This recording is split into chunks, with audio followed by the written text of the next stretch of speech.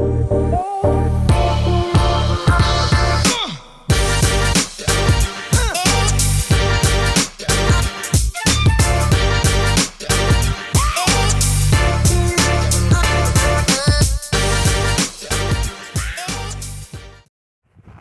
a couple years ago, I got the idea in my head that I wanted to start tapping trees and making my own maple syrup, which was all fine and dandy until I, started looking around and trying to identify trees and realized that I don't really have any sugar maples around. So I started doing a little bit more research, and I love history, and I was reading some articles about how they used to produce a lot of maple syrup here in Manitoba.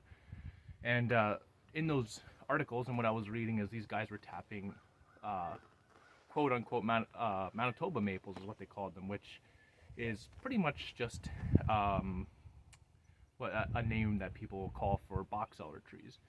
And here on my property I have a lot of box elder trees, which is like these trees here that you see behind me are all box elder.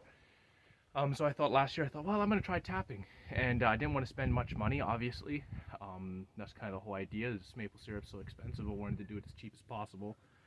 So I did a little digging around, and I realized that you don't really need that much to do. There is some stuff you have to do in order to keep your tree healthy, but other than that, you don't need all the fancy stuff. I mean, if you want to, you can go on Amazon and pick stuff up fairly inexpensive, and it'll work just fine. But today I want to show you some of the stuff that I use just for tapping with stuff I have laying around the house.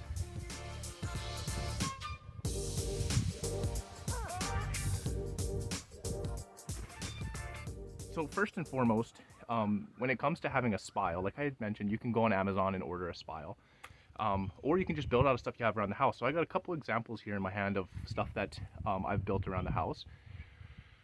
One is this piece of dowel rod. So this is just a piece of dowel rod that I'll put these ones in my pocket. It's just a piece of dowel rod that I had laying around the house. I took it, I cut it to about 2 inches long, and then I just took a drill bit and I ran it inside all the way through, and shave the backside down at a bit of an angle, as you can see there. And yeah, we have ourselves just a simple tap, a very simple tap. And you can do this out of, I've seen guys on YouTube doing this out of branches, using anything. I just had this little piece of dowel rod lying around, so I used that. Another example of something you can make is something like this one. So this is, again, you do need a welder to do this one, or at least the way that I did it. This is just a little coupling off the back of an old barbecue that you'd use for your grease catch can or whatever, the drip tray. I just threaded that out, and then I just took a little piece of a little piece of rod and just tacked it on there a couple times, and this will work as well. Granted, I think it would have been better if I would have cut this one at a 45 as well on the top, but this one works just fine. This is what I used last year, and this one, it worked splendid. The only thing is the diameter is a little bit big for this, so I don't necessarily recommend using this. This is something better where you can drill a little small diameter hole, and I'll get into the reasons why you want that in a second. But it works fine, so you can use anything. I've seen guys take and drill holes and do nothing more than a stick in the hole, so the sap runs out into a container. Again, I think the best method is probably just to go get yourself a piece of dowel or a branch, or even something like this one. Or go on Amazon and order one. Yeah, they're what, 15 bucks? I'll link them in the description in this video, but they're not very expensive to get them. And then on top of that, what I have here as well is I have a milk jug, just a 1 gallon milk jug, and I took a utility knife and I cut a hole in the top.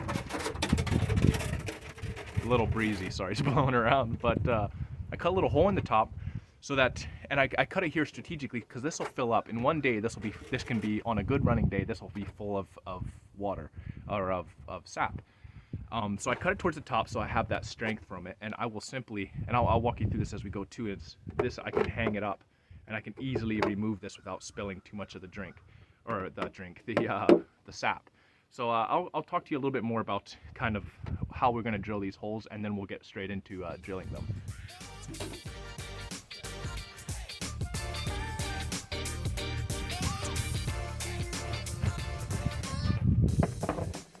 Alright, so what I got here is a cordless drill. It's my Makita drill, and I got a drill bit on here to match the size of the hole that I'm wanting to drill with my with my coupling. That's still the wrong one. whichever one I showed you guys. I don't know what I did with it. But anyway, I did it the size of the coupling. Here it is, in this pocket.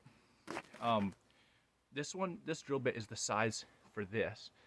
And I took a piece of tape and marked it. So what I did is I marked this one here at 1.25 inches. It's just a little bit over 1.25 inches.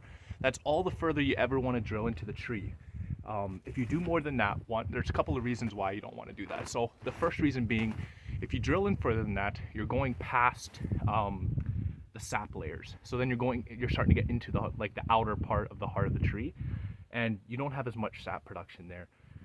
The second reason being, when you get to the heart of a tree, it has a way harder time healing, and it has a much higher chance of getting insects and getting a disease and killing the tree. And obviously you don't want to kill the tree, right? So we want to use all the precautions that we can, working in our favor.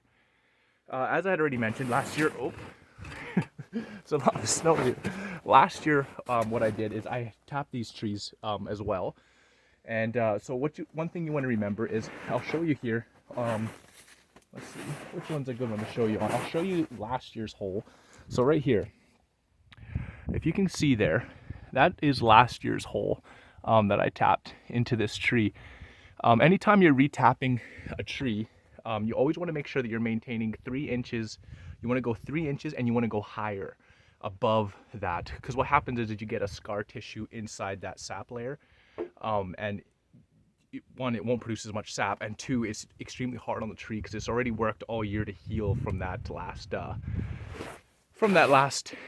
year's tapping hole. So in this one, for example, I'm going to go 3 inches away from that hole, and I'm going to raise it up for this year's hole. So there's last year's, and I'll move mine up 3 inches, and I'll tap over here. If you're looking online, some people will say you have to tap on the south side of a tree, it'll run better, blah blah blah. And that is the south side of the tree on that one there. I don't particularly believe that. The University of Vermont has done some studies on that, and it has shown that it doesn't make a difference for sap production. The only thing I did notice is on the trees that I tapped on the south side, those holes dried up faster than the ones on the north side. So I don't know if that's coincidental or what, but they did dry up quicker, and I'm wondering if it's not from the sun hitting that side of the tree, causing it just to heal up a little bit quicker than the other ones did. So yeah, I'll get my drill here ready, and we'll tap our first tree. All right, so this looks a little low probably to you guys, and it is a little bit low, but we also got quite a bit of snow here on the ground, so as the snow melts, this will be at a better height for me. But this is our last year's hole right here. I'm going to want to go 3 inches higher than that. I'm going to tap a little bit further to this side to keep directly off the south facing side. I don't want, sorry, I'm just trying to get you set up here. I don't want that exactly south facing. After the year that we had, like after last year, I saw it dry up fairly quickly. I don't want that to happen again. So I'm going to tap 3 inches higher. I'm going to go into a 1.25 inches, which is where I have my electrical tape set at here on the drill bit. And you want to do one smooth in and out. You don't want to keep going in and out, in and out, in and out, because you'll burn the hole, and that can cause it to not produce as much sap, and it's just not as good. I'm going to go at a little bit of an angled up, not too much, just a little bit, and I'm going to punch my first hole to that 1.25 inches. So there we're about 3 inches away. I'm just going to go one solid run in. Right there. That's our hole. Right there is our new fresh hole. We're a little cold today. Tomorrow's going to be above freezing. It's fun to be able to punch those holes and be able to see sap flowing out of it immediately. It is a little cold today. But now what we're going to do is I'm just going to take, and I'm going to just kind of blow that hole out just like that. And then I'm going to take my spile, my homemade spile, and I'm going to put that into the hole, and I'm just going to tap it in just till that hole's sealed up well, and then it'll be good enough. So we don't have to go all the way back in. You want that hole to be able to fill up and run out.